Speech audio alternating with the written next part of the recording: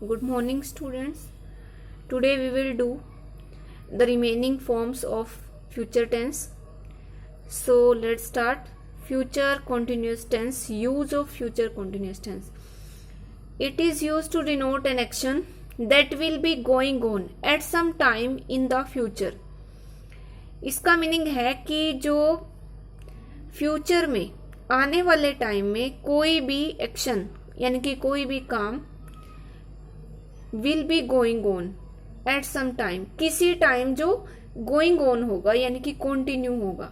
आने वाले टाइम में कोई काम जो कंटिन्यू होगा तो उसको शो करने के लिए हम फ्यूचर कंटिन्यूअस टेंस का यूज करेंगे, जिसमें हमने कल पढ़ा था।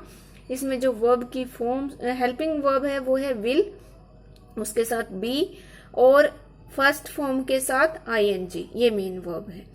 तो हम इस तरीके से इसको यूज करेंगे। I will be raining when you reach home. It will be raining when you reach home, यानी कि जब आप घर पहुंचोगे तो इट विल बी रेनिंग, बारिश हो रही होगी। तो ये कंटिन्यू होगा, यानी कि काम कोई भी काम जब कंटिन्यू होगा फ्यूचर में तो उसके लिए हम यूज करेंगे will be raining. We shall be playing football tomorrow evening, कि हम कल शाम फुटबॉल खेल रहे होंगे। तो आने वाले टाइम में ये काम जो है वो कंटिन्यू होगा, जिस बारे में बात हो रही है इस टाइम कि हम खेल रहे होंगे, तो वो काम कंटिन्यू होगा। और उस कंटिन्यूअस टाइम को दिखाने के लिए या उस इवेंट को दिखाने के लिए हम यहाँ पे फ्यूचर कंटिन्यूअस टेंस यूज करेंगे। Next is future perfect tense. इसका जो स्ट्रक्चर होगा वो सब्जेक्ट इसमें आएगा, फिर शैल विल के साथ हैव, उसके बाद पास्ट पार्टिसिपल फॉर्म आएगी यानी कि वर्ब की third form, then object. Formation होगी अफर्मेटिव सेंटेंसेस में हम यूज करेंगे शैल हैव और विल हैव, और ये according to the subject. Subject जो भी होगा हमारा, जैसे हमने सिंपल फ्यूचर में पढ़ा था, वी और आई के साथ हमने शैल यूज किया था। फिर उसमें प्रोमिस, डिटर्मिनेशन, कुछ वर्ड्स के बारे में हमने बात की थी कि उनमें आई और वी के साथ विल भी यूज होगा। तो इस तरीके से आप सब्जेक्ट के अकॉर्डिंग इसमें shall have, will have use करोगे। Ed third form of the verb, और फिर विल हैव, शैल हैव के बाद third form. I shall have finished the work before morning, कि सुबह से पहले मैं काम पूरा कर चुका हूँगा। तो ये जो काम है फ्यूचर के टाइम में, आने वाले टाइम में हम ये उम्मीद करते हैं कि ये काम इस टाइम हमारा पूरा हो चुका होगा। जैसे हमने कॉन्टिन्यूस में क्या किया था, दोनों में क्या डिफरेंस है? उसमें था कि काम कंटिन्यू होगा यानी कि हम खेल रहे होंगे, और इसमें अगर हम यहाँ पे वो सेम सेंटेंस यूज करेंगे तो यहाँ यूज होगा we shall have played football. तो यहाँ यानी कि हम फुटबॉल खेल चुके होंगे। तो इस तरीके से दोनों में डिफरेंस है। In negative sentences not comes between shall will and have. Shall will और हैव के बीच में नोट आएगा।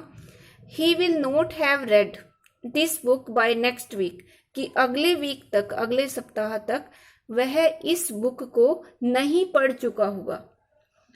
इन इंटेरोगेटिव सेंटेंसेस शैल और will comes before the subject and have follows it. Interrogative में हम क्या करेंगे, विल और शैल, उसको हम स्टार्टिंग में यूज करेंगे, देन सब्जेक्ट, देन हैव और third form. Will he have written this novel by the end of the year, कि इस साल के अंत तक क्या वह इस नॉवल को लिख चुके होंगे। तो यहाँ पे लिख चुके होंगे, आने वाले टाइम में कुछ उम्मीद की जा रही है कि क्या वो इस काम को पूरा कर चुके होंगे। And at the last you have to put question mark. It is used to express an action which is expected to be completed by a certain time in future, कि फ्यूचर में, आने वाले टाइम में किसी certain time, किसी निश्चित time पे कोई भी काम पूरा होने की हम उम्मीद करते हैं। तो उस एक्शन को शो करने के लिए इसका यूज किया जाता है परफेक्ट टेंस का, फ्यूचर परफेक्ट का। I shall have taken bath before the sunrises, यानी कि सूरज निकलने से पहले मैं नहा चुका हूँगा। यानी कि काम जो है वो एक सर्टेन टाइम पे हम उम्मीद करते हैं कि ये काम इस टाइम तक हम पूरे कर चुके होंगे। Future perfect continuous tense, its structure is subject shall have been, shall have been, shall के साथ हैव फर्स्ट फॉर्म होती है तो ये सिंपल फ्यूचर को शो करता है। बीन बी की थर्ड फॉर्म है तो परफेक्ट को शो कर रहा है, परफेक्ट में थर्ड फॉर्म आती है। देन कॉन्टिन्यूअस में फर्स्ट फॉर्म हो रहा है ing, इसलिए ये सारा मिलके बना है future perfect continuous tense. Shall have been verb की फर्स्ट फॉर्म के साथ ing। देन ऑब्जेक्ट, ऑब्जेक्ट के बाद आपको कोई टाइम भी मिलेगा फॉर और सिंस के साथ।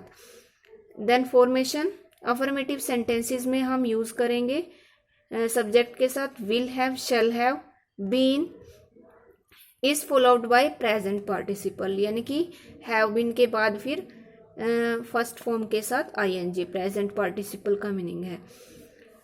We shall have been solving the sum since morning, कि हम जो ये सम है वो मॉर्निंग से, यहाँ एक पॉइंट ऑफ टाइम दे दिया सिंस मॉर्निंग, कि मॉर्निंग से हम इस सम को सॉल्व कर रहे होंगे। तो जैसे इसमें भी कॉन्टिन्यूटी है, जो कॉन्टिन्यूस टेंस है फ्यूचर कॉन्टिन्यूस, तो वहाँ और ये फ्यूचर परफेक्ट कॉन्टिन्यूस दोनों में थोड़ी सी सिमिलैरिटी देखने को मिलती है और इसमें थोड़ी कंफ्यूजन भी होती है। तो इसमें डिफरेंस क्या है, यहाँ आपको एक पॉइंट ऑफ टाइम या पीरियड ऑफ टाइम दिया जाएगा और जो कॉन्टिन्यूस है जैसे कि फ्यूचर कॉन्टिन्यूस, वहाँ आपको ये पीरियड ऑफ टाइम या पॉइंट ऑफ टाइम नहीं मिलेगा। ये दोनों में डिफरेंस है। In negative sentences not is used between shall will and have been. We shall not have been taking exercise since morning, यहाँ भी एक पॉइंट ऑफ टाइम दे दिया कि सुबह से हम एक्सरसाइज नहीं कर रहे होंगे। In interrogative shall will comes before the subject and have been follows it, have been बाद में और shall और will subject से पहले यूज होगा। will you have been painting the picture for 2 days, for 2 days, अब यहाँ पे एक पीरियड ऑफ टाइम 2 दिन का पीरियड बताया है कि 2 दिन से।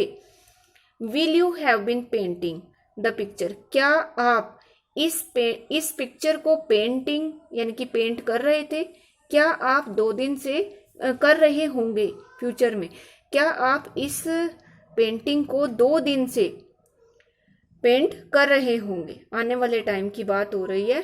तो यहाँ एक कॉन्टिन्यूटी भी दिखाई जा रही है और एक पीरियड ऑफ टाइम भी दिया गया है इसमें, तो इसलिए इसमें future perfect continuous tense use होगा। Now it is use to express an action that will have been going on at और before some point of time in future.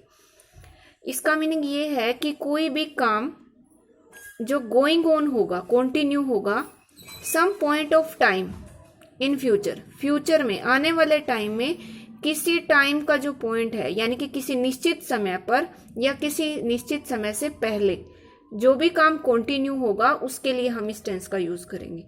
Bye next month, कि अगले मंथ तक।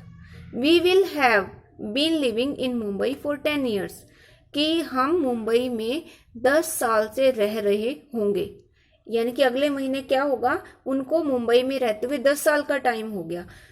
तो यहाँ ये time जो है वो अगले मंथ तक कंप्लीट होगा। तो आने वाले टाइम की बात है कि वो किसी यहाँ पे वो दे दिया, पीरियड दे दिया टाइम का, कि अगले 10 सालों की जो 10 साल हैं फॉर 10 years, हम 10 साल से वहां मुंबई में रह रहे होंगे बाय नेक्स्ट मंथ, अगले टाइम तक। This is one exercise is related to future tense. Our school dash a painting and cartoon competition next month, कि नेक्स्ट मंडे, अगले मंडे हमारा स्कूल एक painting cartoon competition will held आयोजित करेगा। Holds, is holding, will hold, वैसे near future के लिए आप इज होल्डिंग भी यूज कर सकते हो। Our school is holding a painting and cartoon competition next Monday.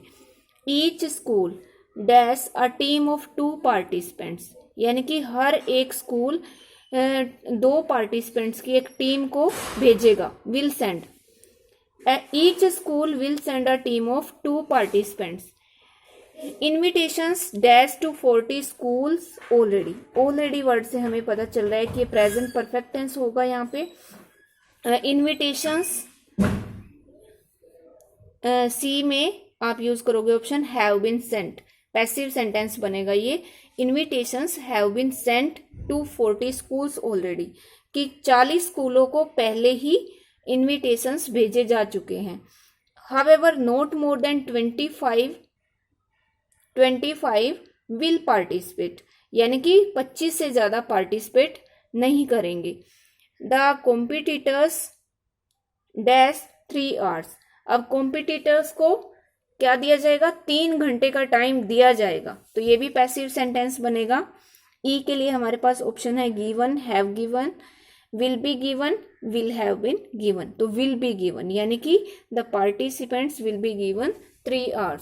3 घंटे का टाइम पार्टिसिपेंट्स को, कॉम्पिटिटर्स को दिया जाएगा. The competition dash at 10 AM, कि 10 बजे शुरू होगा. तो इसके लिए सिंपल है ये. Competition will begin eight 10 AM. The participants will be bringing their own material, यानी कि उनको अपना मटेरियल लाना होगा. The registration will be closed eight 9 AM. जो रजिस्ट्रेशन है वो 9 बजे क्लोज हो जाएगा, बंद हो जाएगा. I think there are 12 or 13 exercises we have done till now. I will send a PDF of all these exercises in group tomorrow.